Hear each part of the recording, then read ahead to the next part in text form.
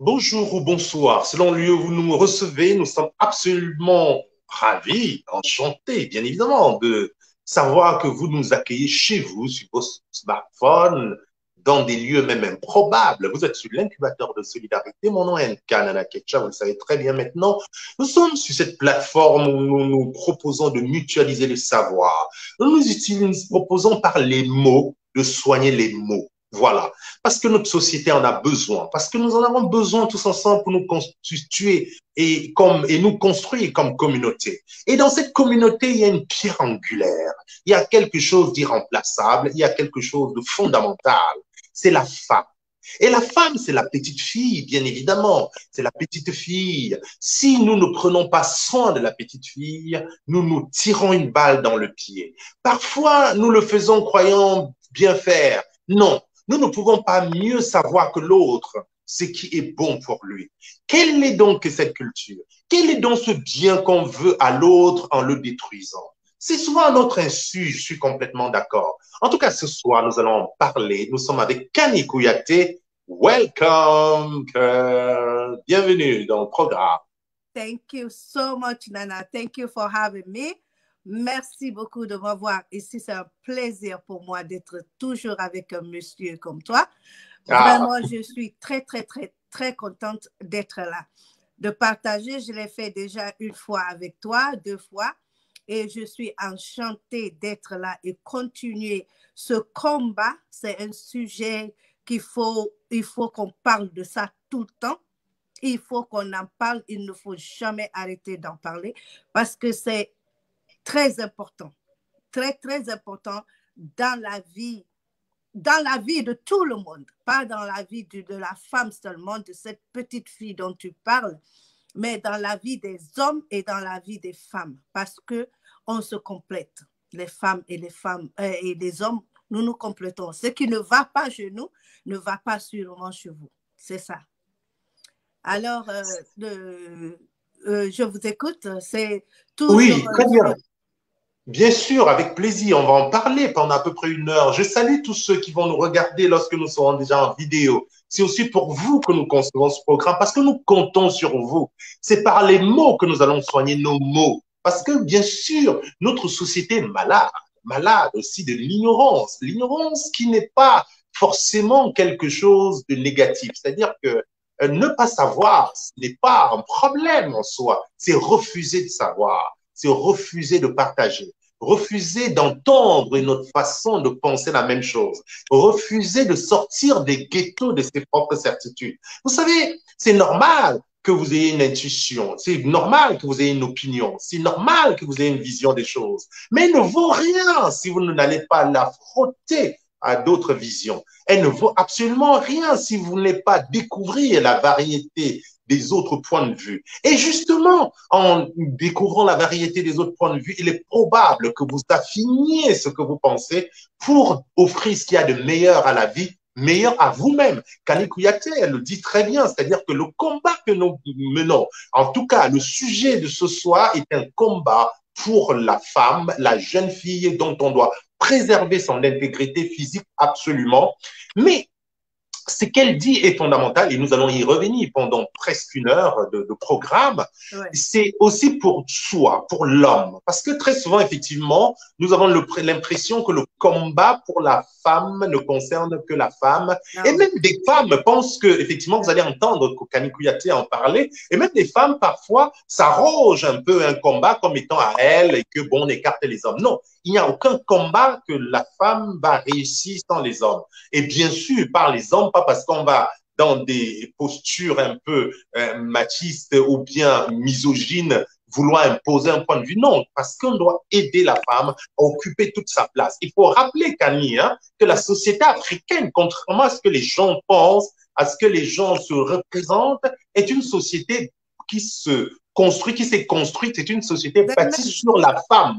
Ce sont les femmes qui étaient les reines, les souveraines, les chefs de guerre. Donc, ce n'est pas, c'est pas un mythe, c'est pas une légende, c'est une réalité. C'est une société, c'est la société qui a offert le plus de chefs d'État au monde, plus que chez les Occidentaux. Nous avons des personnes, des chefs d'armée. Donc, on a souvent l'impression, à cause de quelque chose, de quelques façons de faire qui sont en fait marginales, même si c'est une marginalité qui fait beaucoup de mal et que lorsqu'on va parler de l'excision, c'est vraiment une grosse douleur, c'est quelque chose de grave quand même. Très grave dans la vie de la femme, de cette jeune fille, de cette petite fille qu'on prend et qu'on met, qu'on mutile, qu'on enlève une partie.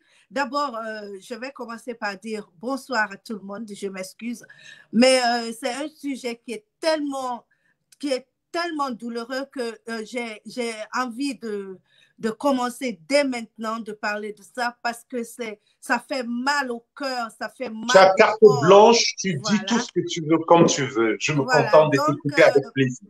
Voilà, pour commencer, je vais dire aux téléspectateurs que je m'excuse, mais nous allons partir, comme disent les Américains, raw. Raw, c'est quoi? Nous n'allons pas cacher. Voilà, nous n'allons pas dire des gros mots en français pour cacher ce dont nous voulons parler. Non, nous allons appeler. On va être direct. Voilà, nous allons appeler les choses par leur nom. Nous allons être un peu H, donc, mais c'est ça. Voilà, il faut appeler les choses par leur nom pour que d'autres personnes qui ne comprennent pas les mots scientifiques et tout ça puissent nous comprendre parce que nous voulons nous faire entendre par tout le monde. Et nous voulons nous faire comprendre par tout le monde. Alors, nous allons parler un français qui est compréhensible par tout le monde, que tout le monde comprend.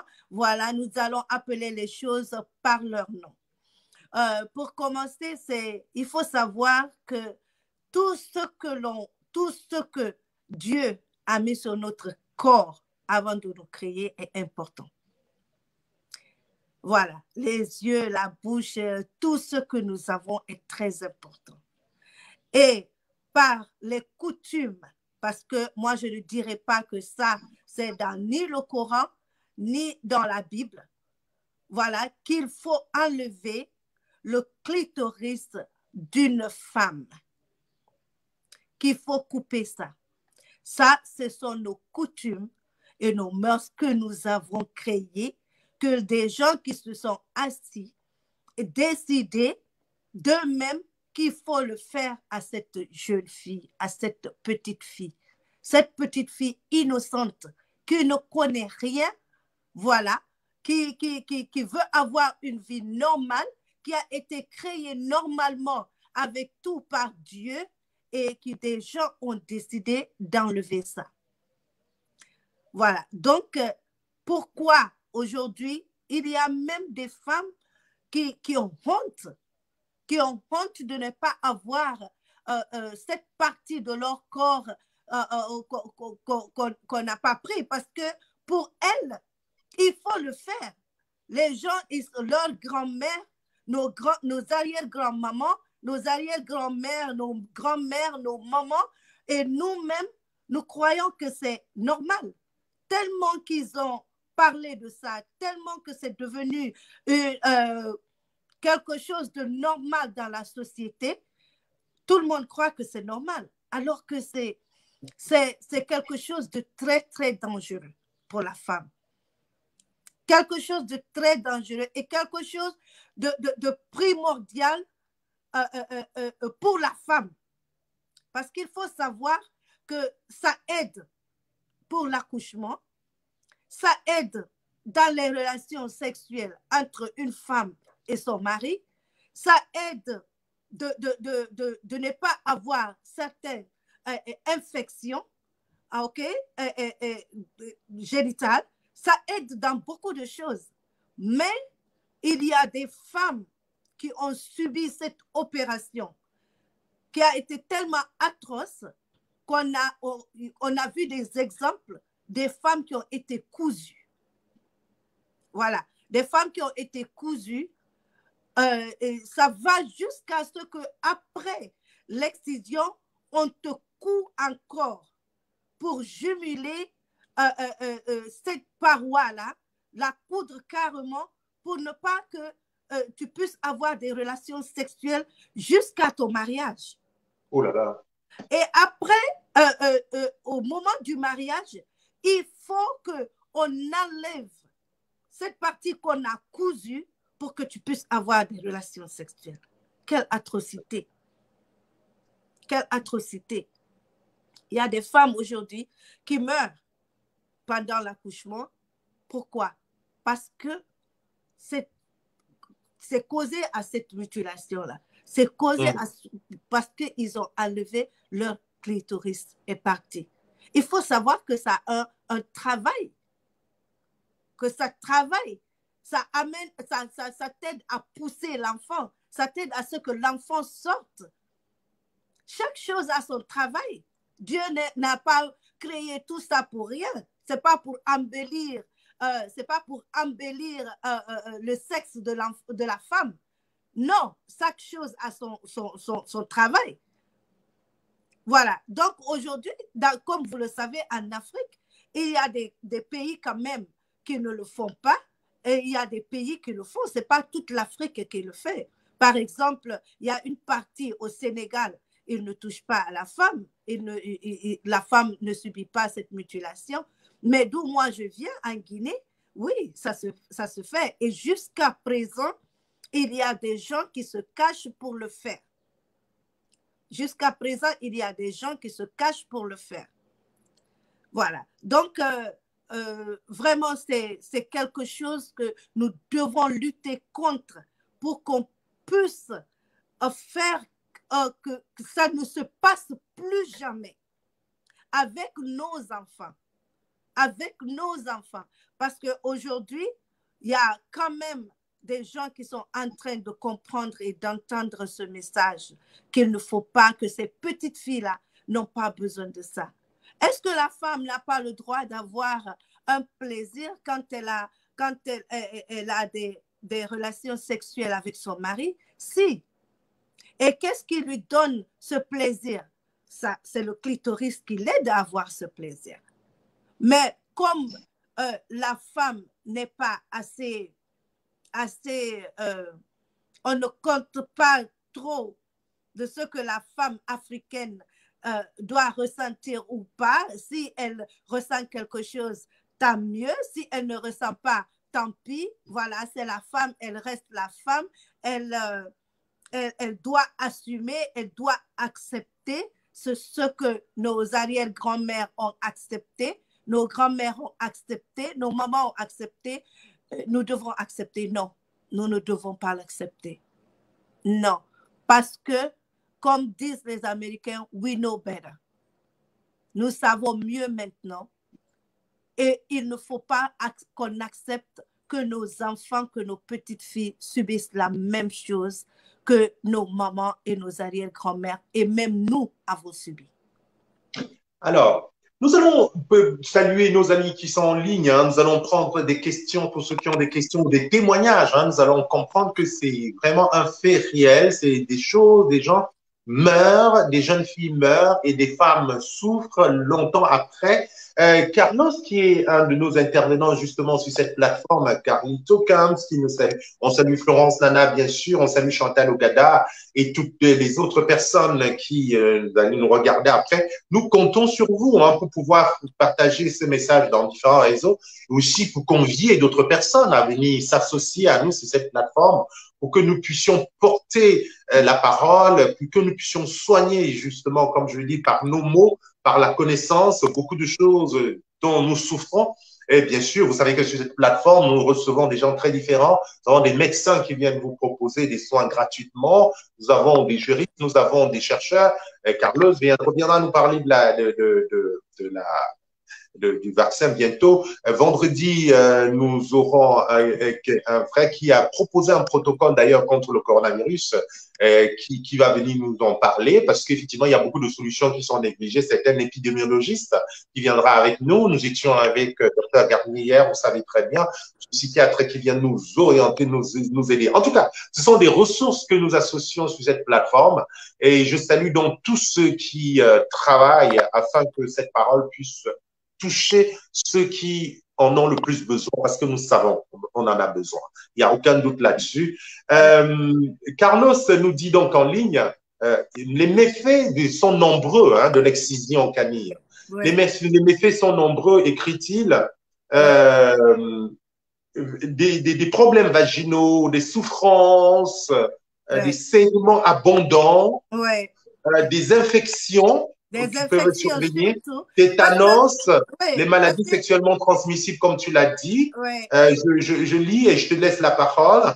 Et puis, la question de la déscolarisation, dit-il, dans les cas où l'excision est suivie de mariage précoce. Voilà, on vient de l'entendre. Hein. Kani nous a même dit, je ne savais pas cela, que on coud même encore les lèvres du vagin de la jeune fille pour s'assurer qu'elle ne va pas avoir de relations sexuelles avant le mariage. C'est quand même grave, c'est une préemption, c'est une privatisation du corps de l'autre et une privatisation dans la douleur.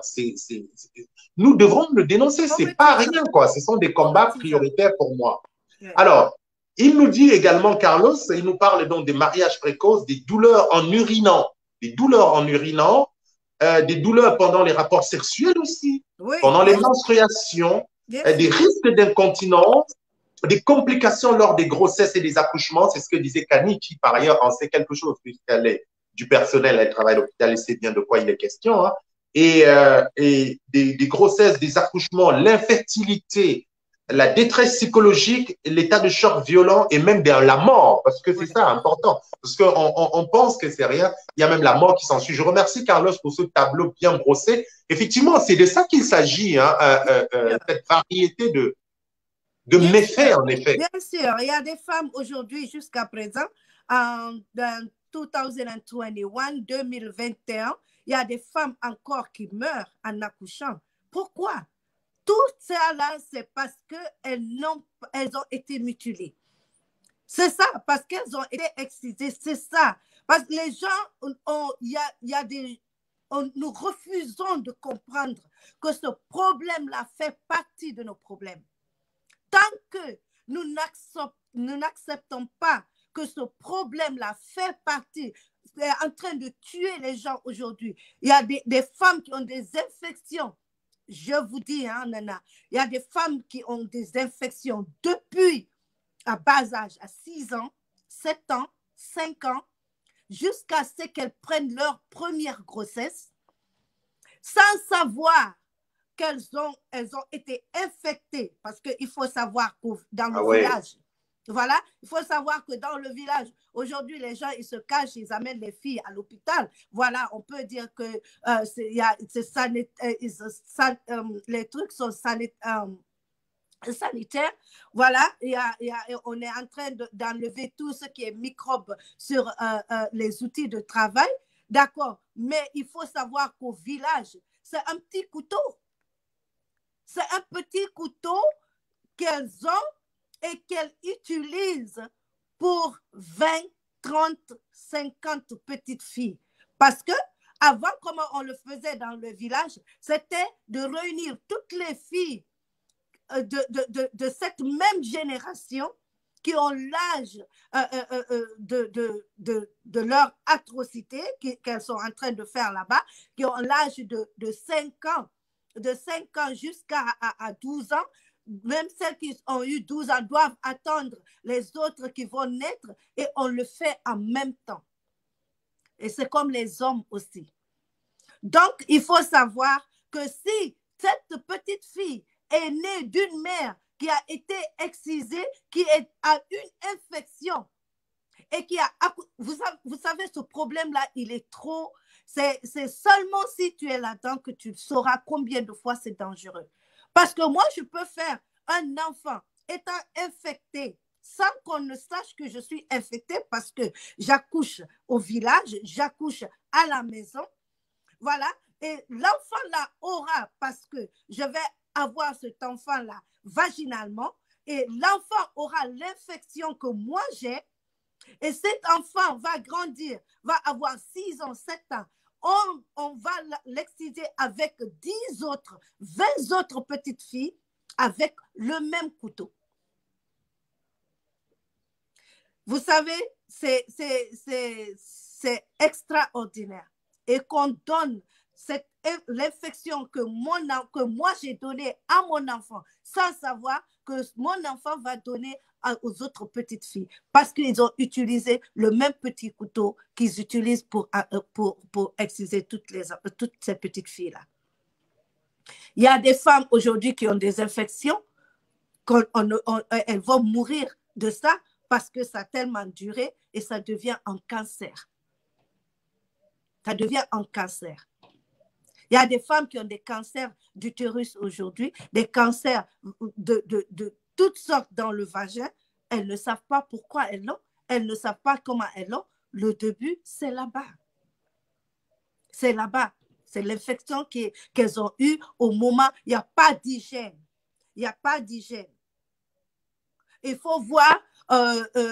Moi, je suis allée un moment au village et j'ai trouvé des filles comme ça. Je suis allée dire bonjour. Il faut voir combien de fois ça sent. Combien de fois ces petites filles ont une odeur extraordinaire. Mais on dit que, voilà, c'est normal. Non, c'est pas normal que tu coupes la peau de quelqu'un et que tu n'arrives pas à faire un pansement normal. Tu ne désinfectes pas ça. Même le fait que le sang reste là-bas pour longtemps, pour 2-3 jours, avant qu'on ne regarde, avant qu'on ouvre encore ses lèvres, entre ses lèvres, il y a des microbes. Entre ces microbes-là vont aller dans ta chair et tu vas avoir, même de ça, on peut avoir une infection. Même le fait d'aller faire pipi, voilà, et que tu ne nettoies pas normalement ces parois-là, tu vas avoir une infection. À toute forte raison, you have a cut. Tu as été blessé. Et des fois, ce n'est pas seulement être blessé seulement, c'est carrément rasé.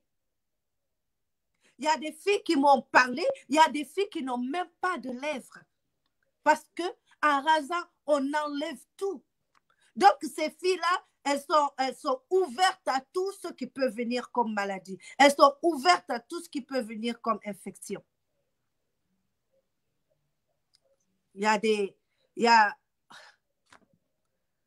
C'est extraordinaire. On ne peut pas finir de parler de ça. Il faut C'est fou. C'est dans les villages, en fait, j'entendais et tu disais, les gamines sentent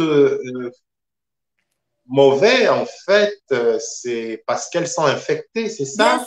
Bien sûr, c'est parce qu'elles sont et les autres ne s'en rendent même plus compte, c'est presque commun, c'est banal. C'est banal, c'est normal. Oh, quand tu es excisé, tu dois sentir comme ça. Non, mais c'est pas vrai. C'est pas vrai. Nous, on a fait, moi j'ai été excisée, moi qui suis là. Mais moi, on a fait à l'hôpital. Et on nous a volé. On nous a volé. Ma maman était partie, paix à son âme. Elle est partie au boulot. Sa sœur est venue nous voler, ma cousine et moi, pour nous amener à l'hôpital pour le faire. Mais ma mère n'a pas parlé à sa sœur là pendant des années et des années parce qu'elle l'a fait.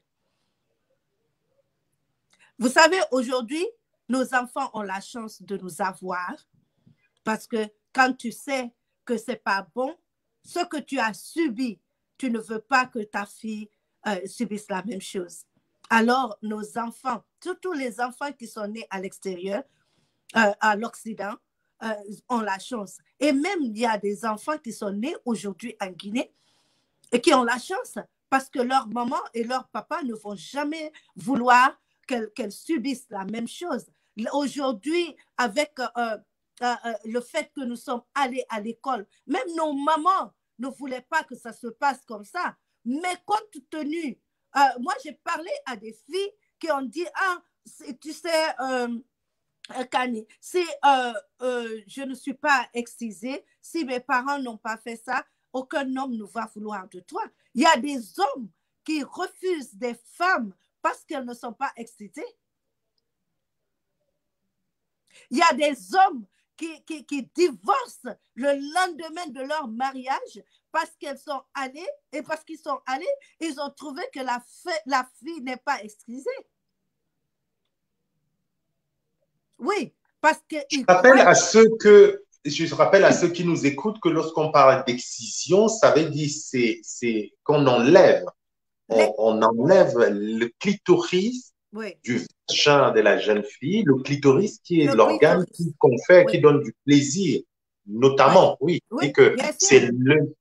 c'est l'organe qui confère le plaisir, le plus le plaisir aux femmes en tout Oui, cas, et c'est de ça qu'il est question, c'est-à-dire qu'on lui enlève ça et un homme va refuser une femme et pour c'est l'organe qui fait que la femme soit plus facile, que la femme soit mouillée, on va le dire comme ça. Voilà, ben oui. c'est ce qui aide la femme à recevoir un homme parce que, voilà, Et c'est d'ailleurs pour cela que ça participe aussi à l'accouchement, ce que voilà. je savais Et pas. Donc, c'est ça participe à l'accouchement. Ça a un boulot pendant que la femme donne vie. Vous voyez? Donc, il y a des hommes qui refusent des femmes en ce moment, en 2021, en 2020, 2021, en 21st century, il y a des hommes qui refusent des femmes parce qu'elles sont pas, parce qu'elles ne sont pas, n'ont pas été mutilées. Voilà. Donc, elles ont le clitoris. Voilà. Mais ça dépend des pays en Afrique. Comme je vous le disais tout de suite, il y a au Sénégal, il y a des femmes qui n'ont pas subi ça. Qui n'ont pas subi ça. Mais moi, dans mon pays, il y a des hommes qui ne veulent pas d'une femme qui n'a pas été excisée. Pas du tout. Voilà, on te prend pour une femme qui est facile, on te prend pour une femme qui peut avoir vite le plaisir.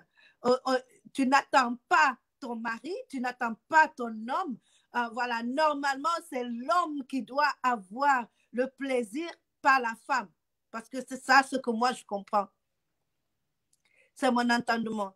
Voilà. Et donc, la femme doit accepter. Au fait, la femme, si l'homme est déjà satisfait, c'est bon. C'est bon. Elle encaisse, elle accepte. C'est ce que la femme doit faire. Mais c'est ce qui n'est pas vrai. Aujourd'hui, aucune femme ne va l'accepter. Aujourd'hui, aucune femme ne va accepter ça parce que ce n'est pas normal. Parce que c'est un plaisir partagé. C'est un plaisir qui doit être partagé. Mais comme je vous le disais tout à l'heure, il y a des femmes qui ont honte aujourd'hui si elles n'ont pas été excisées. Et il y a des hommes qui refusent des femmes et qui ne sont pas excisées. Mais il y a un truc. Nos hommes en Afrique qui refusent les femmes qui n'ont pas été mutilées vont en Europe et ils épousent une femme blanche. Ils épousent une femme africaine qui est née aux États-Unis ici ou qui est née en France ou partout dans le monde, qui n'est pas l'Afrique, qui n'a pas été mutilée. Ils sont avec ces femmes-là, ils ne se plaignent pas. Mais quand il s'agit d'une femme qui vient de l'Afrique, ils se disent non, je ne sais pas pourquoi, je ne sais pas comment ils réfléchissent, mais cette femme que vous avez prise en Europe n'a pas été excisée, elle n'a pas été mutilée, mais où est le problème?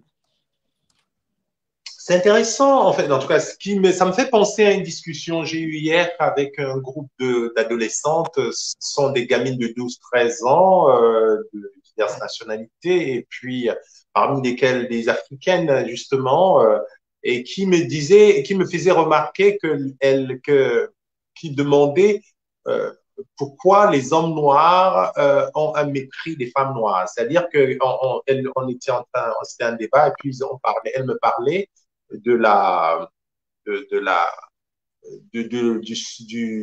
de la condition de la femme noire qui très souvent, même dans les pays occidentaux, souffre d'une double, j'allais dire, d'une double représentation, d'un double stigmate, qui est le fait d'être femme. Déjà, d'être femme, vous avez compris, là, l'enjeu qui est dans ce débat, c'est la place de la femme. Ça dit que c'est la place qu'on accorde à la femme. Moi, je voudrais quand même redire à ceux qui vont nous écouter hein, que la femme est le socle de la société en Afrique. C'est parce que parfois nous interprétons mal nos cultures. Nous connaissons très mal nos coutumes parce que il faut quand même le dire. Hein. Nous aurons l'occasion de venir. Avec Kani Kouyaté, vous vous êtes rendu compte, nous sommes à la première édition de ce programme cette année. Nous allons revenir. Nous aurons une série d'entretiens comme ça avec vous, pour que vous vous familiarisez avec cette question de l'excision, pour pouvoir comprendre que c'est un combat que nous devons tous mener.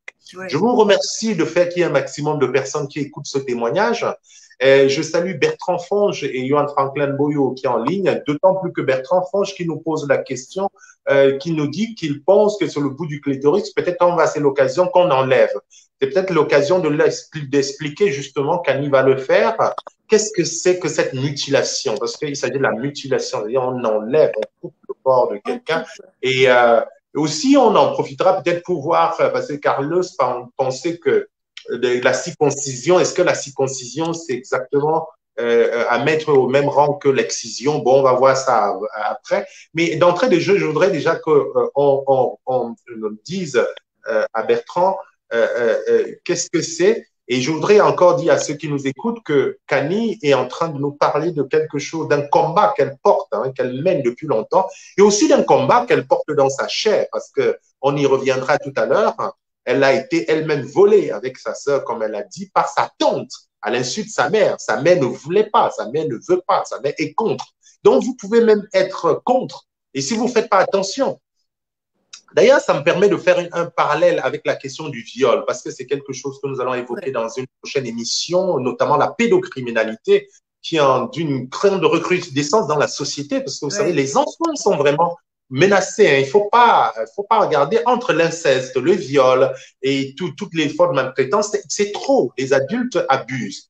D'ailleurs, avec hier, docteur Garnier, on parlait, vous pouvez regarder l'émission, on était en train de dire aussi, pendant ce temps de pandémie du coronavirus, et ainsi de suite, c'est un peu irresponsable le comportement des adultes encore, qui ont tendance à renverser les choses, à montrer les choses à l'envers, un peu comme si ce sont les enfants qui doivent devenir les gardiens, les protecteurs des adultes, alors que non. Ce sont les adultes qui doivent protéger les enfants. On doit même faire qu'ils ne ressentent même pas l'effet de la pandémie. On doit leur permettre de vivre leur vie et ce sont les adultes qui assument et qui portent la société. Donc, c'est pour dire que la question de l'enfance, vraiment, on le prend avec beaucoup de pincettes. Vous-même qui m'écoutez là, même moi, c'est-à-dire qu'on n'a pas été suffisamment alerté, on entend comme ça, on dit c'est rien. Non, alors qu'autour de nous, il y a des drames. Et vous savez, j'ai toujours dit aux gens, lorsqu'on viole un enfant, on l'a tué.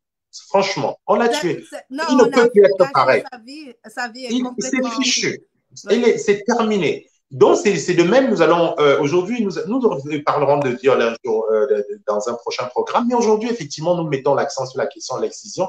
Et je dis donc qu'elle a raison, Camille parlait, donc parle d'un combat qu'elle mène, qu'elle connaît et qu'elle connaît dans sa chair.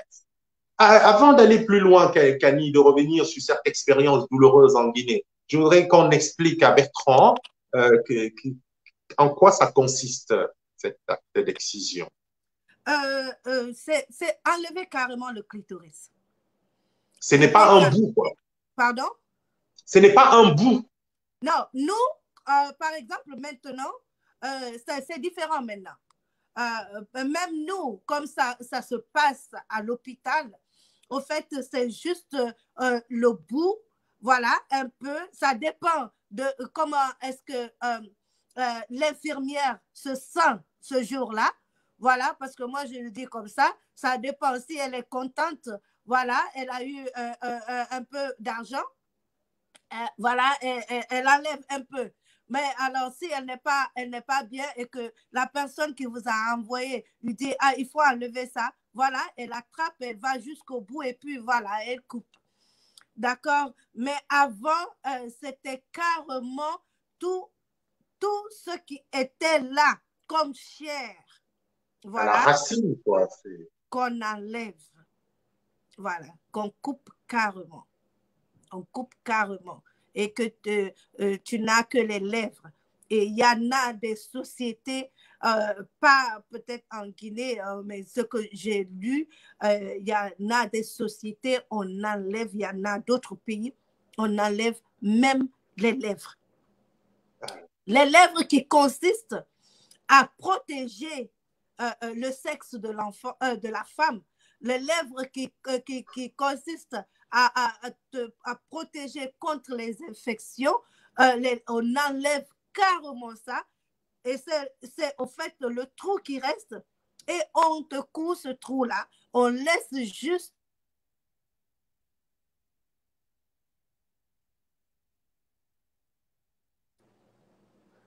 Allô? Oui, oui, j'écoute, ça marche, Voilà, on écoute. voilà, on laisse juste la partie là où tu fais pipi. Voilà, voilà. Donc, c'est ça. C'est ça l'excision. C'est ça, c'est carrément enlever le clitoris de la femme. Nafissa Jama, qui est en ligne, nous dit exactement, c'est ce qui se pratique en Somalie, dans certains endroits de Somalie. Heureusement, ce n'est pas bon, parce que je ne veux pas, quand on parle de la Guinée, de la Somalie, du Cameroun, parce qu'on peut le trouver au nord Cameroun et même ailleurs, il ne faut pas penser que c'est tout le pays entier, tout le monde n'est pas partisan de cette Non, barbarie. non, Hein. non, non. Tout le monde... Et même en Occident, hein, il faut savoir que des gens le pratiquent en Occident, des familles, parce que ce sont des représentations. On parlera peut-être dans un futur programme des représentations de tous ces qui sont en effet fausses. D'ailleurs, Kani l'a dit en introduction, on pense, et puis vous pouvez le lire sur le petit article que nous avons rédigé sur le mur, hein, qui présente un petit peu le cadre, dit que ce sont des mythes, ce ne sont pas des choses réelles. C'est aussi pour cela que nous proposons sur cette plateforme la possibilité d'entendre des sons de cloche différents, des façons de penser, parce que parfois, je n'ai pas envie de mettre à mort les gens qui pratiquent cela parce que c'est par ignorance, c'est parce qu'ils ne savent pas. Et c'est pour ça que le travail est un travail d'éducation. C'est un travail d'éducation. Ouais. C'est-à-dire, si vous allez beau dire, oui, ils sont méchants, ils n'ont rien compris, ils sont oui, ça ne change rien. Ça ne change rien. Mais le but, c'est qu'il faut que des gens qui sont partisans de cette pratique écoutent ce que nous sommes en train de dire ce soir. Voilà pourquoi ce sont les mots qui vont régler cela. Et moi, j'aimerais bien, si quelqu'un n'a pas, vous connaissez quelqu'un qui est partisan, il vient débattre avec nous. Et ce n'est que comme ça qu'il va évoluer. Parce que, et c'est par la compréhension, c'est par la charité. C'est-à-dire que ces gens qui pratiquent cette excision, il faut les comprendre pour mieux les convaincre, pour mieux leur enseigner une autre façon, une autre approche. Et donc, vous voyez, Kani, oui, pardon, Kani. Il faut les sensibiliser, il faut parler avec ces personnes pour comprendre jusqu'où ils ont ça dans la tête, dans le système, dans leur corps, dans leur âme et dans leur belief, dans ce qu'ils croient. Ils croient que c'est, voilà, pour que je puisse protéger ma fille, pour qu'elle puisse avoir un bon mariage, pour que son mari la respecte. Il faut qu'elle soit vierge. Il faut, pour qu'elle soit vierge, il faut qu'elle soit mutilée. Il faut qu'on enlève cette chose-là qui peut faire qu'elle ait envie d'avoir des relations sexuelles. C'est profond. C'est déshumaniser la femme de toutes les manières. Voilà, c'est profond. C'est parce que avant, jusqu'à présent, il y a des sociétés qui considèrent la femme comme une chose.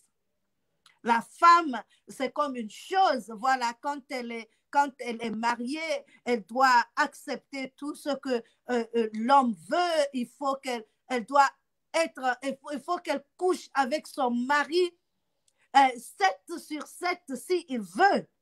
Non. Donc, elle, au fait, elle ne doit pas dire non. Elle ne doit pas dire non. Mais c'est pour ça qu'aujourd'hui, la société a tellement changé. Aujourd'hui, que quand vous l'avez excisée, d'accord, elle a été mutilée, voilà, elle a connu un mari, mais elle veut découvrir. C'est pour ça qu'aujourd'hui, il y a beaucoup de mariages qui ne fonctionnent pas. Qui ne fonctionnent pas. Une fois qu'elle est partie là-bas, voilà, elle rencontre un autre qui est mieux, qui la touche mieux, qui lui parle mieux, qui la traite mieux, elle va là-bas. Est-ce que ça a changé quelque chose? Le fait qu'elle a été excisée? Non, ça n'a rien changé. Tout ce qui a changé, peut-être qu'elle a attendu, elle ne pouvait rien faire jusqu'à ce qu'elle se marie. Mais après le mariage, qu'est-ce qui va l'empêcher d'aller quelque part? Donc, il faut qu'on puisse sensibiliser ces personnes qui ont ça dans la tête, qui ont ça dans leur chair, dans leur âme, que au fait, tout ce que nous sommes en train, tout ce qu'ils sont en train de faire à ces femmes, c'est de les blesser et leur enlever une partie de leur corps que Dieu a mis là pour quelque chose de très important. Bien sûr. Everything have a purpose. Everything.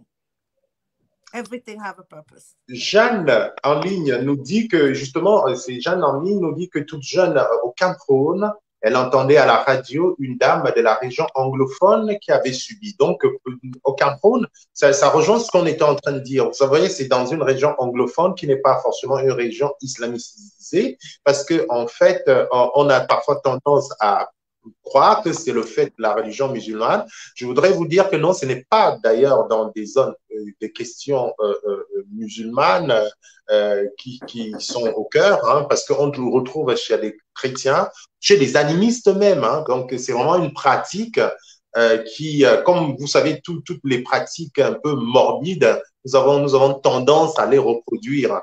Et ceci concerne tout le monde. Voilà. Et heureusement, ce n'est pas tout un pays entier, comme je disais, mais on en trouve. Et il y a des gens, ils n'osent pas l'avouer, mais ils le font. Et c'est pour cela qu'il est important pour nous d'en parler. Il faut lever le tabou, et non seulement lever le tabou, mais discuter, parler avec les gens, leur expliquer tranquillement, parce que le but est de sauver vraiment la jeune fille.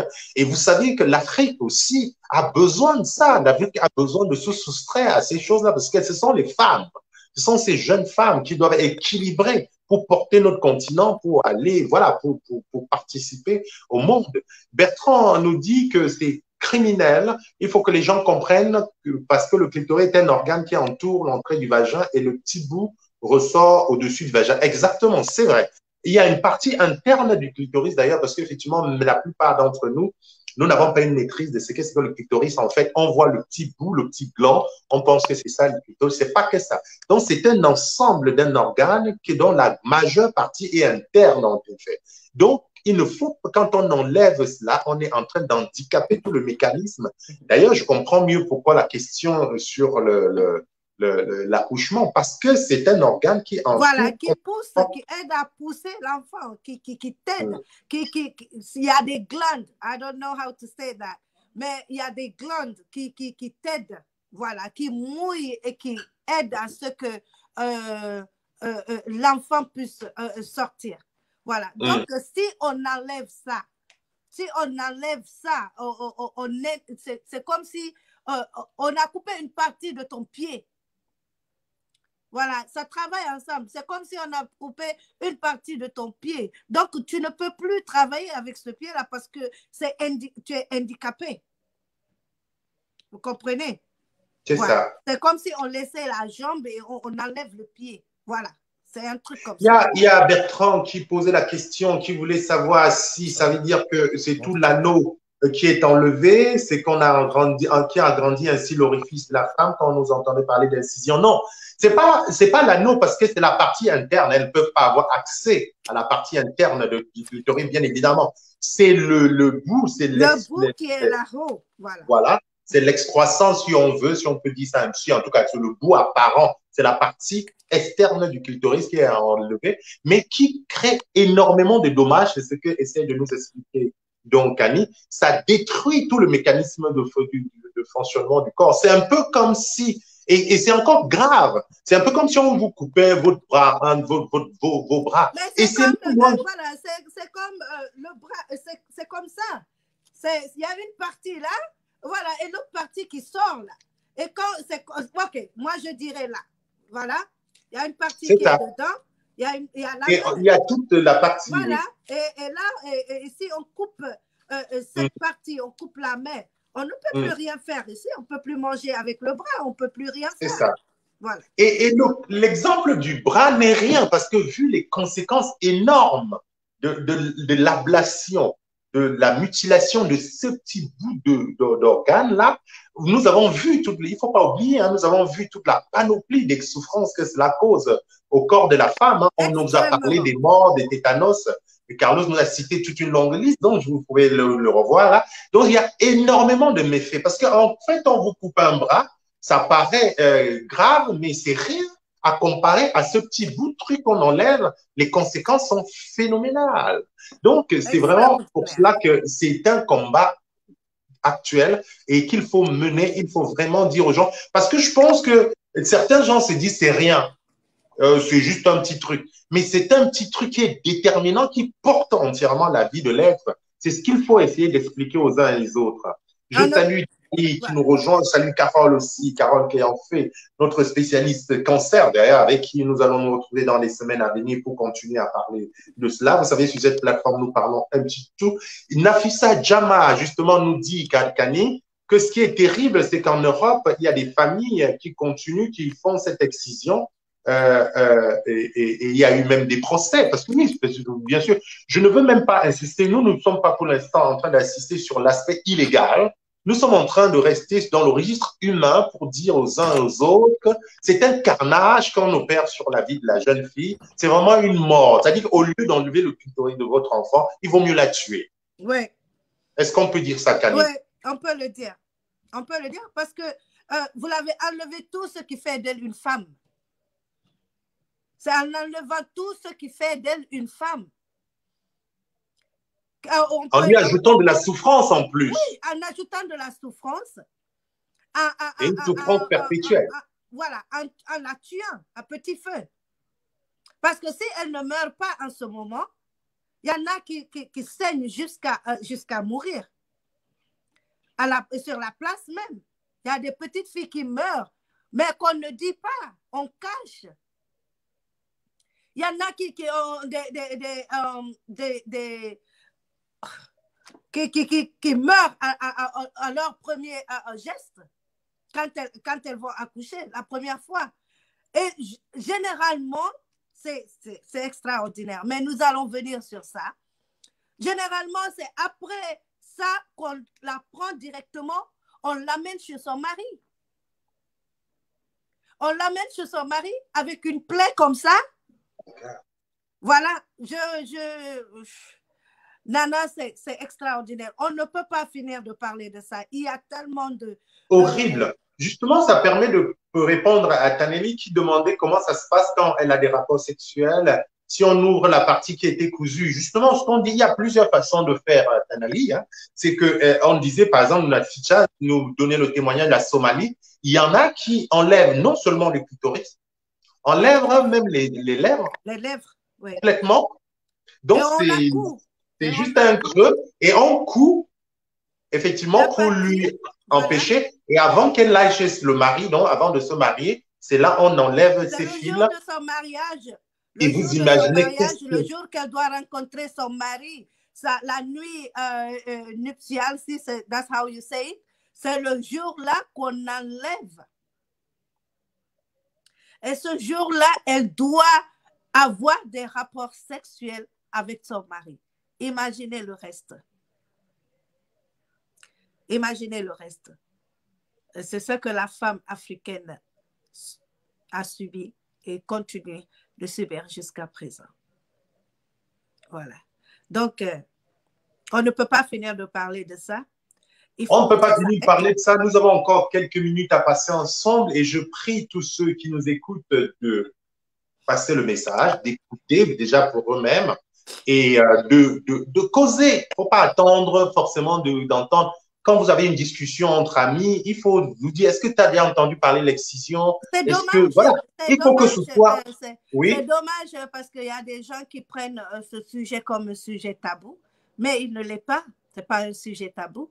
C'est dommage qu'il y a des familles aujourd'hui en Europe qui prennent leurs filles en vacances en Afrique juste pour les exciser.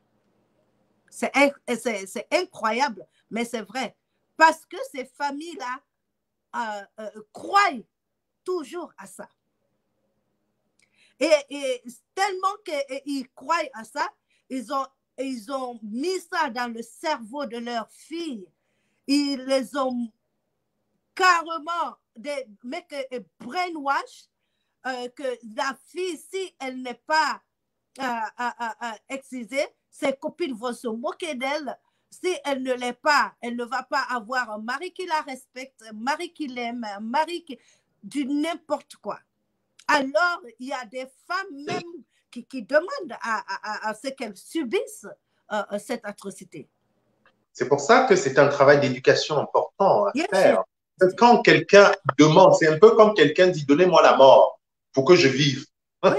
Mais c'est pas normal. J'ai dit, donnez-moi la mort pour que je vive. Il y a un truc qui ne marche pas, quoi. C'est-à-dire qu'avec tout ce qu'on dit là, et donc, le travail d'éducation est vraiment important. C'est pour ça que cela me fait beaucoup de peine quand vous n'êtes pas nombreux à partager ce message autour de vous. Il faut qu'on en parle. On peut en parler même tous les jours. Même si vous avez bien entendu, si vous savez ce que c'est, ce n'est pas inutile. Parlons-en, causons, parce que c'est à force de nous répéter des choses qu'instinctivement, cela s'inscrit en nous et que des mécanismes se déclenchent lorsque nous allons prendre une décision. Il ne faut jamais dire, parce que nous avons aussi cette forme de condescendance, dire, ah oui, non, mais je connais, bon, ça ne m'intéresse pas. Non, il faut entendre aussi notre façon. Et puis, je vous présente donc à ceux qui nous rejoignent. Je suis ravi de vous recevoir. Salut notamment Ronen Benella qui nous rejoint enfin. Et je suis avec Kani Kouyaté, qui connaît très bien Rolène. On se souvient le bon vieux temps où nous débattions de longues soirées, bien évidemment. Et ce que je voudrais dire, c'est que Kani, c'est une expérience vécue dans ta chair. Et je vais en profiter pour dire, qu'est-ce que, à ton image, bon, tu vas m'excuser si ce n'est pas exactement ça. Je vais dire, dans ton malheur, tu as eu la chance que ça se passe encore à l'hôpital. Ah oui. Voilà. C'est une chance. Je vais appeler ça une chance, même si ce n'est pas... Voilà, mais... Non, mais ouais. J'aurais préféré qu'on n'enlève rien de ça parce que je suis... Mais bien évidemment, c'est pour ça que je... C'est pour ça que je le dis avec des pincettes, bien évidemment. Voilà, heureusement pour nous que cette tante-là qui nous a prises, qui nous a amenés là-bas, elle était infirmière. Elle était infirmière. Donc, elle a dit, oh, c'est juste pour les blessés. Hein. Voilà, c'est juste pour les blessés. Voilà. Donc, nous avons eu cette chance-là. Mais c'est une chance, je dirais, parce que nous n'avons pas subi ce que des autres filles ont subi. Dieu merci. Mais tout de même, ils ont enlevé. Ils ont enlevé. Voilà. Tout de même, ils ont enlevé. Ce n'est plus naturel, ce n'est plus là comme nous sommes nés. Voilà. Et ça a enlevé quelque chose dans notre vie. Il faut le dire, ça a enlevé quelque chose dans notre vie. Voilà, ça a enlevé beaucoup de choses parce que peut-être que tu ne devais pas faire assez d'efforts pour être bien dans ta peau, mais maintenant que cela n'est plus là, et il faut être plus créative, plus pour être satisfaite ou satisfaire ton mari. Voilà, c'est ça. Et comment la jeune femme se sent? Qu'est-ce qui se passe dans la tête? Cette jeune fille, est-ce que vous étiez consciente, par exemple? C'est-à-dire, vous vous rendez compte de l'enjeu de ce qui se passait?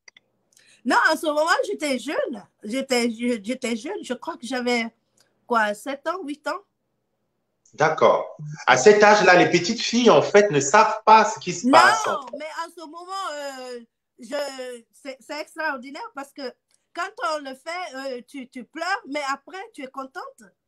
Tu es contente parce que dans le quartier, tout le monde vient te regarder, tout le monde, les amis de ta maman t'envoient des pagnes, on prépare toujours la bonne nourriture pour vous, on vous amène des jus, on vous fait des petits plats tout le temps, vous êtes aux petits soins, voilà, on vous lave matin, midi, soir, on vous met des jolis pagnes. Maintenant, le jour qu'ils vont dire, voilà, vous allez quitter de cette étape à être maintenant normal, ça veut dire que tout est bien, vous ne saignez plus, vous êtes bien, voilà, et que le docteur dit, OK, ça ne vous fait plus mal, la partie ne vous fait plus mal, voilà, on fait une très grande fête. On fait une très grande fête. Voilà, et les petites filles aiment ça. Voilà, moi, je suis dans le quartier maintenant, tu peux marcher tranquillement.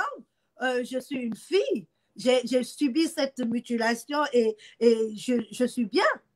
Voilà, moi, je ne suis plus sale. C'est ça.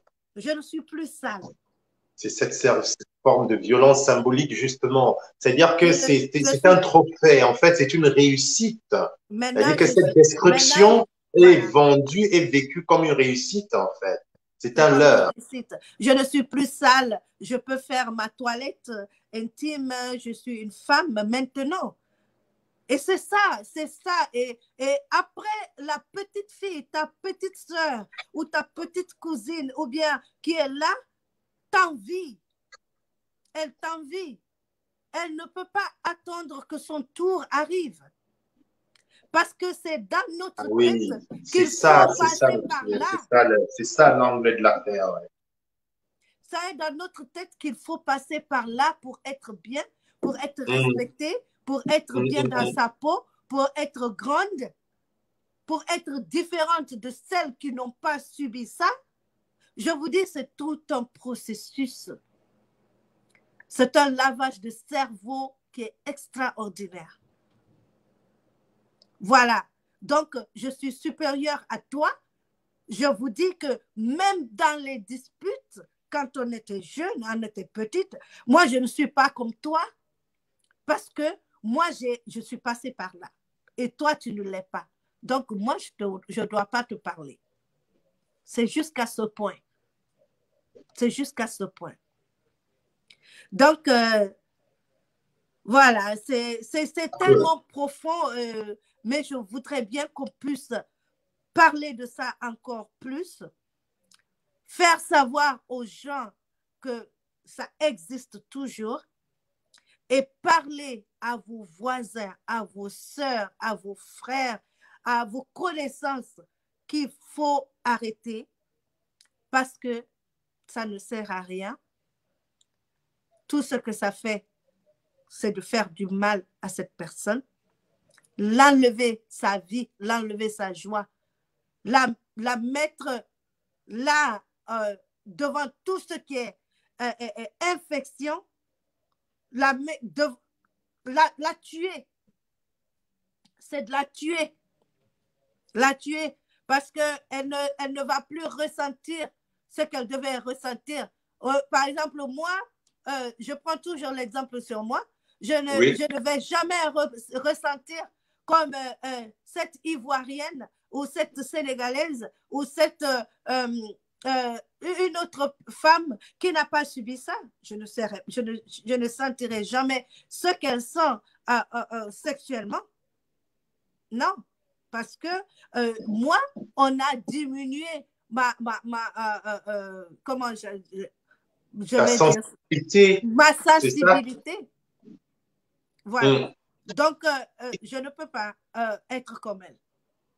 Justement, cela me pousse à poser la question, à quel moment ta petite sœur et toi, puisqu'on a un cas pratique avec nous qui est le sien, je lui dis, à quel moment la petite fille se rend compte que c'est peut-être un problème?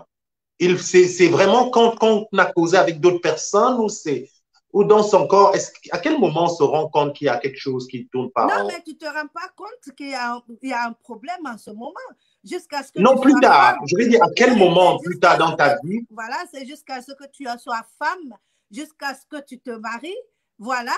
Et heureusement que nous, c'est pas parti jusqu'à te coudre et tout ça, là. C'était juste une petite incision. Mais les femmes, elles sauront que c'est important, celles qui ont été cousues ou celles qui n'ont pas du tout de clitoris, pas rien du tout, seulement ce qui est là-dedans, rien sur le paroi. Elles sauront maintenant que c'est un problème parce qu'elles ne voudront pas avoir des rapports sexuels, Parce que les rapports sexuels feront très mal. C'est comme si tu es en train de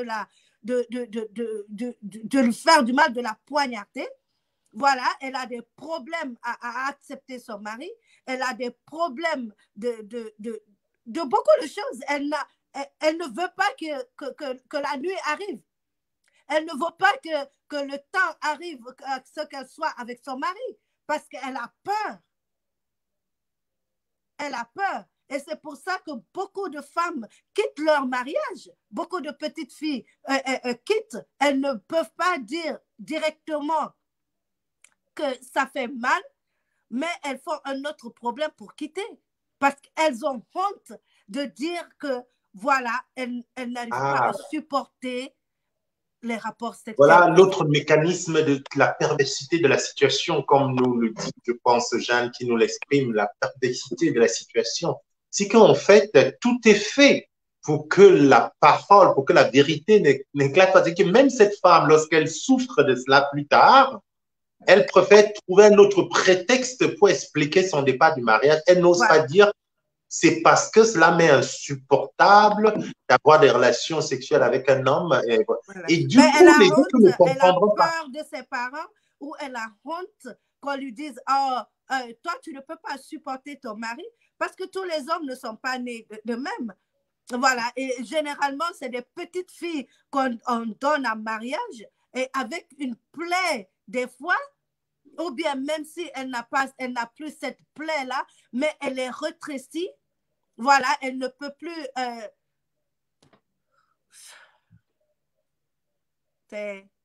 C'est dur. C'est dur. Alors, il y a une question que je n'ai pas très bien compris le sens de cette question.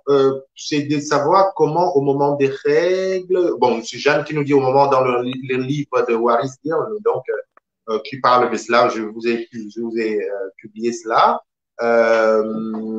parce qu'elles ont été cousues. Il y a une partie de phrase qui manque. Hein. Et comment elles savent faire la différence? Comment savoir qu'une femme a plus de plaisir? Je ne comprends pas très bien la question. Je ne sais pas si Kani comprend ce que Tanani voudrait savoir. Non, je ne vois pas très bien. D'ailleurs, tu n'es pas mes lunettes.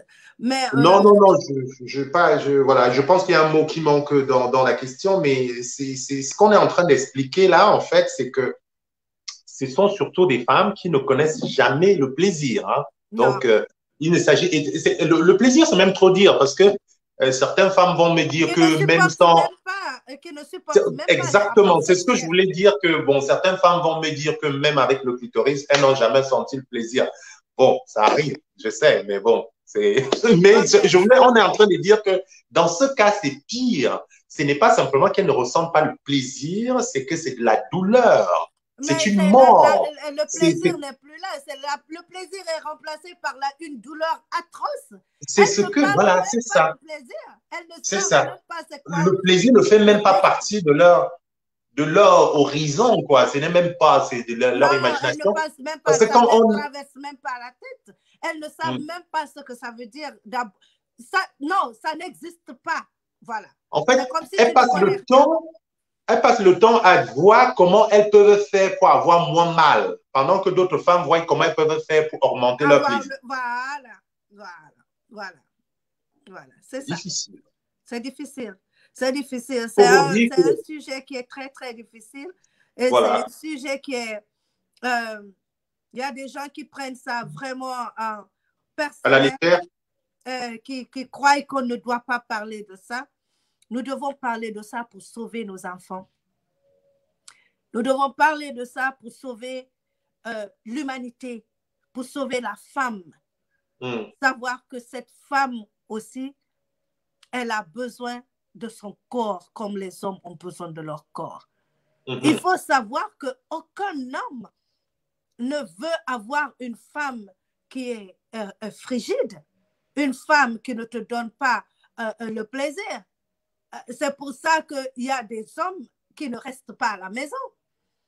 Mais les femmes qui vont voir ailleurs n'ont pas été mutilées, mais ils croient que ces femmes-là sont mieux que leurs femmes qui sont à la maison Mais il faut savoir, il faut chercher à savoir pourquoi elle est comme ça. Parce que quand une femme t'aime, elle se donne, elle veut te faire plaisir. Mais si elle ne peut pas, te faire plaisir, c'est parce qu'elle n'arrive pas.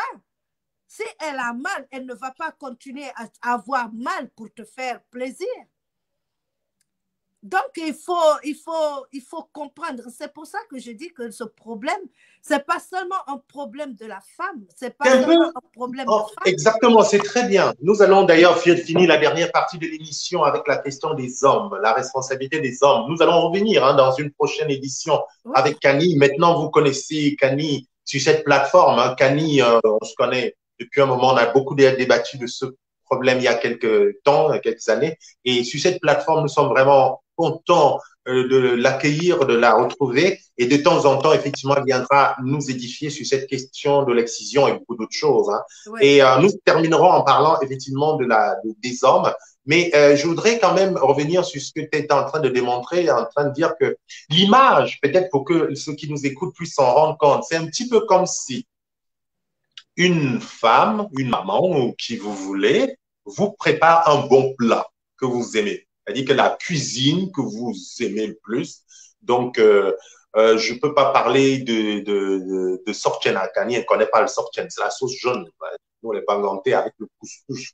On le mange avec les doigts. Il ne faut pas manger avec le couscous, tu ne connais rien là. On l'a jusqu'à lécher comme ça. Tu ne veux pas me voir manger. Je suis Maleke avec du thau. On mange du thau avec les doigts et on mais fait oui, comme ça, parce qu'il faut faire ça. On lappe ça coule là. On lappe ça coule même sur le bord, on lèche. Voilà. Ah, tu connais. Ah, on peut manger. Oui. Pas de problème. Ça me va. Très bien. C'est comme ça. Donc, en fait, ce que j'étais en train de dire, que c'est comme si cette personne vous fait une cuisine que vous aimez, vous appréciez, la plus belle cuisine.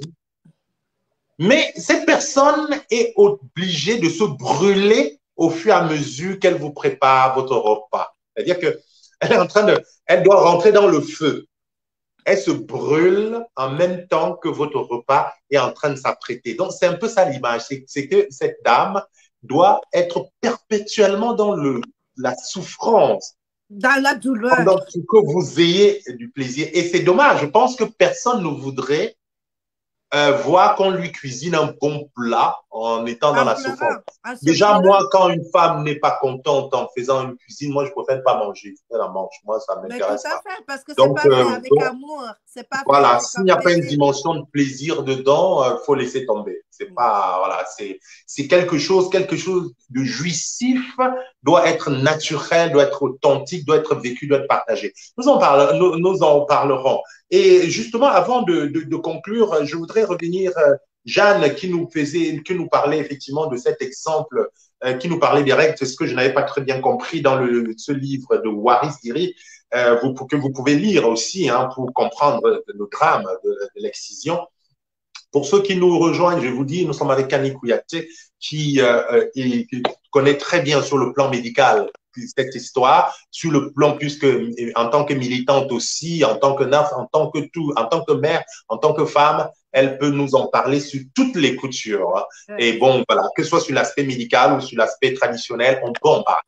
Et ce n'est que la première d'une longue série d'entretiens avec elle, comme vous l'avez entendu. Et elle nous parlait justement de ces jeunes filles. Et dans ce livre, il dit justement que c'est le passage des règles qui est très douloureux à cause des filles qui sont cousues. Parce que ce qu'on veut encore vous redire, vous le rappeler, c'est que dans certaines contrées, dans certaines communautés, la jeune fille est non seulement mutilée, mais ensuite elle est cousue. Et on s'en fiche des règles, on ne s'en rend pas compte. En fait, ces gens ne sont pas méchants. Ces gens sont tout simplement ignorants. Et c'est pour ça que si vous ne voulez pas participer à la campagne de sensibilisation, à parler autour de vous, même autour des gens qui connaissent que ça ne concerne pas. Oui, voilà. Parce que celui que ça ne concerne pas aujourd'hui pourra être en contact demain ou après-demain avec une personne que ça concerne. Donc, voilà pourquoi il y a des choses comme ça, nous devons parler, comme lorsque nous échangeons des bonnes recettes, en fait. Nous devons débattre des sujets de société, des sujets qui nous concernent, comme lorsque nous débattons, je parle même de certains sujets politiques. Parce que parfois, nous sommes très passionnés. par des sujets, par des grands sujets politiques ou même qui n'ont pas véritablement d'impact sur notre vie. Alors que c'est justement ça qui devrait meubler nos conversations et parce que ça va nous permettre de changer concrètement notre vie tout de suite. Donc, pour conclure cette première partie, Kani, on va revenir, comme nous décrivait Tanali en ligne, effectivement, sur la nécessité d'impliquer les hommes, la responsabilité des hommes. Ce n'est pas un problème des femmes. En fait, j'ai presque envie de dire que la question de la mutilation sexuelle, c'est pas une préoccupation de femmes, c'est une préoccupation d'hommes. Parce que si les hommes changent, tout ça s'arrête tout de suite. Oui, normalement, oui. Oui, il faut que les hommes s'y mettent. Il faut que le combat soit un combat de tout le monde, de tout le monde. Il faut que les hommes sachent qu'ils sont en train de perdre quelque chose aussi, que leurs femmes sont en danger. Leurs femmes sont en danger. Leurs femmes ont des infections qu'ils peuvent avoir. Leurs femmes peuvent mourir en donnant naissance à leur enfant. Ils peuvent ne pas avoir tout le plaisir et toute cette jouissance dans le couple, l'entente dans le couple et tout ce qui s'ensuit, un bon mariage, parce que cette femme-là a été mutilée. Donc, ça va dans l'intérêt des hommes, il faut qu'ils se mettent, parce que moi je crois que nous sommes en train de faire ce combat depuis un temps. Il y a beaucoup de femmes qui sont dans ce combat. Il y a beaucoup de femmes qui en parlent toujours. Mais si les hommes s'y mettaient et s'ils sont présents dans ce combat, je crois que tout va s'arrêter. Parce que dans notre société, l'homme est le père de famille. Et quand l'homme dit à la maison, c'est non, c'est non. Donc, quand un homme dit à sa femme, ne touche pas à ma fille, ne fais pas subir à ma fille ce que tu as subi, je crois que ça va s'arrêter. Je crois que ça va s'arrêter. Parce que tant que les hommes s'y mettent pas, y en a qui le font jusqu'à présent. Donc, moi, je dirais aux hommes, nous vous invitons dans ce combat. Ce combat est pour nous tous. Ce combat n'est pas seulement pour les femmes. Il faut penser à vos petites filles que vous aimez beaucoup, parce que moi, je sais que les filles, c'est avec leur papa, généralement. Pensez à vos filles. Voilà, pensez à cette petite fille que vous aimez beaucoup, et pensez, même si elle tombe, et elle se tu vois, elle a une petite égratignure sur sa jambe, ça vous fait mal. Je vois des papas qui disent, ma chérie, qu'est-ce qui s'est passé? Voilà, tu fais un pansement très vite. Pensez-y à ce qu'on l'enlève une partie de son corps. Carrément. Carrément. Quelque chose qui peut la tuer, quelque chose qui peut l'amener à être infirme toute sa vie, quelque chose qui peut l'infecter pour sa vie. Et c'est quand même important que les hommes s'y mettent, vraiment. Oui. C'est important que les hommes s'y mettent. La voix de l'homme a plus d'autorité dans nos familles, dit Jackie Jacques. Il va falloir éduquer, dit Carole qui en fait. Et la voix de l'homme a plus d'autorité, c'est vrai. Et c'est surtout aussi parce que tout cela contribue à la société masculine. Moi, je le dis en toute tranquillité, je suis un homme. Mais oui, je suis tellement sûr de moi que je n'ai pas besoin de rabaisser une femme pour être sûr de moi. Je suis tellement... Et donc, je suis tranquille avec ça. Je sais très bien que tout ça est fait pour la société masculine parce que c'est quand les hommes, ils ont peur. On n'est pas assez sûr de soi.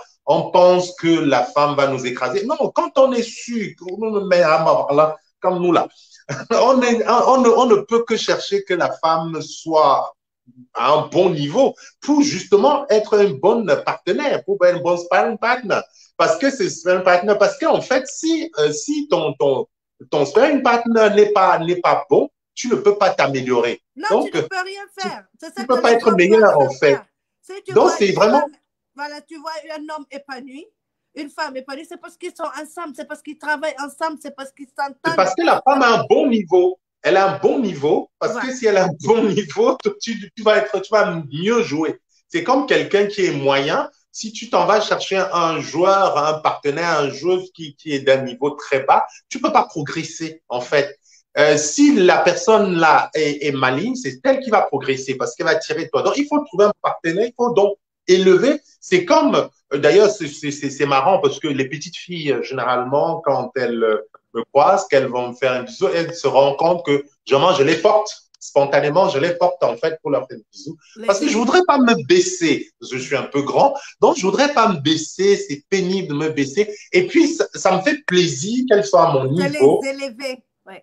Voilà, c'est quand nos regards soient au même niveau et ça ne me diminue en rien. Donc, justement, en fait, au-delà de cette question de l'autorité, ce que je voudrais dire, c'est ça, c'est que l'homme doit se mêler à ce combat parce que tout cela est fait pour l'homme, en fait. Tout cela, très souvent, toutes les questions de tradition, nous y viendrons dans une prochaine émission pour parler des causes, en effet, pour vous dire tout ce qui est sous-tendu derrière tout cela. Nous avons voulu, dans ce premier numéro, brosser, planter le décor, vous expliquer de quoi il s'agissait. Et maintenant, nous irons page par page la prochaine fois pour vous expliquer et démonter tous ces arguments qui ne tiennent pas, en fait, parce que tous ces arguments concourent tout simplement à établir une société où l'homme domine, où tout est fait au service de l'homme.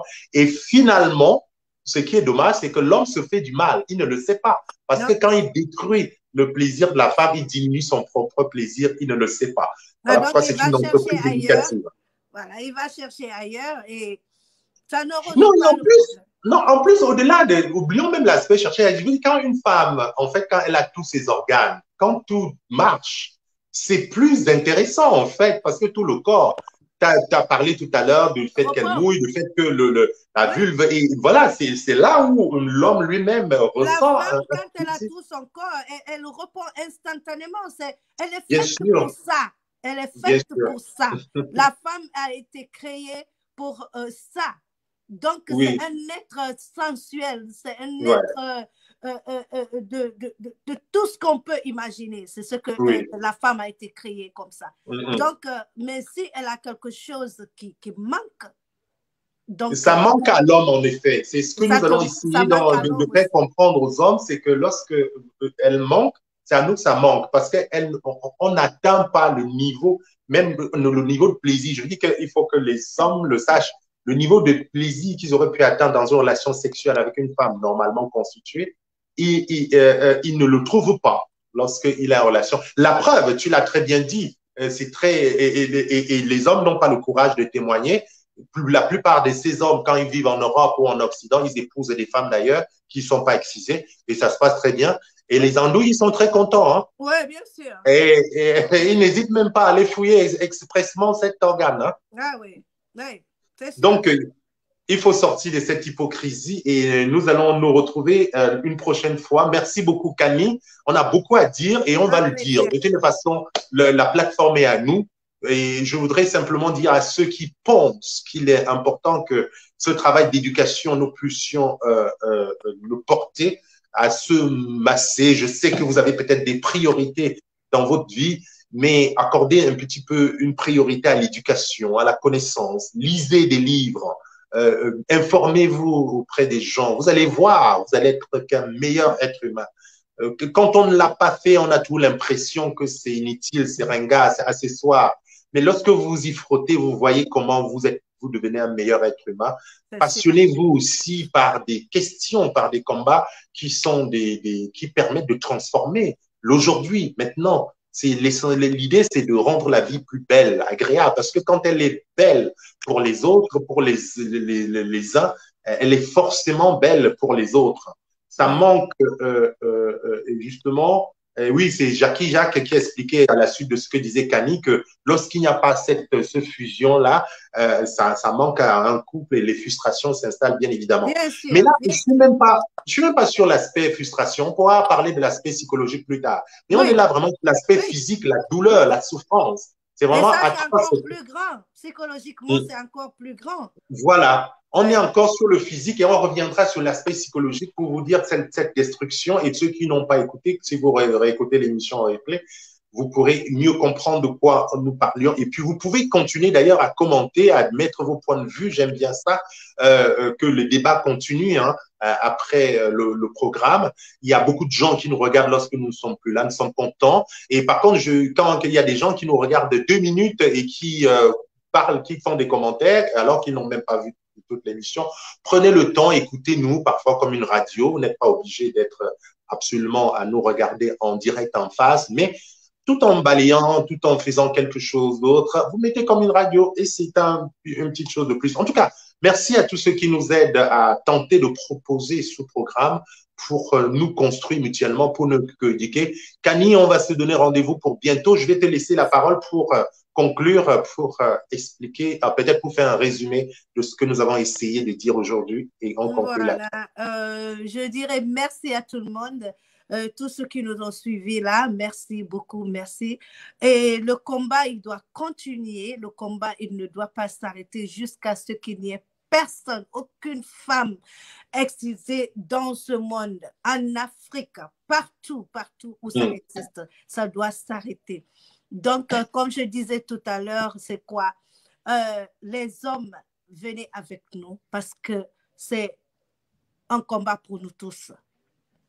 Si vous voulez avoir une femme bien à la maison, une femme épanouie à la maison, je dirais maintenant pour nos enfants, parce que nous sommes passés, voilà, pour ne pas que nos enfants passent par là, pour ne pas que nos enfants subissent la même chose, pour ne pas que nos enfants garçons puissent être malheureux ou aller chercher partout, comme aujourd'hui les hommes sont en train de le faire, parce qu'il faut se dire la vérité, pour ne pas que nos filles meurent en accouchant et en ayant des infections et être tuées, vraiment, parce qu'elle ne vit pas. C'est comme ce que Nana a dit tout à l'heure, tu la tues carrément. Quand on mutile une femme, elle est morte. Elle est morte. Elle vit, mais dans son intérieur, dans sa peau, dans son émoi, dans tout ce que vous savez dont je parle, elle est morte. Elle n'est plus la même. Elle n'est plus la même. Si vous voulez, vous pouvez interroger des femmes qui ont subi la même chose. Demandez-leur, peut-être que c'est une amie à vous qui ne vous cache pas ce qu'elle ressent chez elle, comment elle se sent dans sa peau. Donc, elle peut vous raconter sa vie. Elle peut vous dire ce qu'elle est en ce moment après cette mutilation. Vous saurez que vous ne voulez pas ça pour vos filles. Vous ne voulez pas ça pour vos enfants, vos garçons. Vous ne voulez pas ça pour quelqu'un, un être humain. Voilà, donc ce sera ça ma conclusion. Nous sommes ensemble, nous serons ensemble pour parler de ça encore plus profondément parce que c'est pas fini, c'est juste un grain de sable qu'on a mis là. Il y a beaucoup de choses là-dedans, psychologiquement. Aujourd'hui, on a parlé physiquement, mais psychologiquement, moral et tout, c'est fort. Voilà. Merci beaucoup à tout le monde et c'est un plaisir pour moi d'être là avec mon frère Nana. C'était un plaisir. Nous allons nous retrouver bien sûr bientôt. Je salue Awa Mercier qui nous rejoint, qui justement qui disait que ça dépend de la forme d'excision. Effectivement, nous avons parlé des différentes formes d'excision dans la première partie de l'émission. Nous n'allons pas recommencer l'émission, effectivement. Et Kani qui nous a parlé et qui nous a porté son propre témoignage, parce que c'est aussi du vécu, c'est de l'expérience personnelle, c'est bien de ça qu'on est question. C'est une militante parce qu'elle le connaît cette expérience dans sa chair. Et ouais. Une fois de plus, merci beaucoup pour cette confidence, Kani. Il n'y a pas de problème. C'est un plaisir pour moi. À très bientôt. À très bientôt.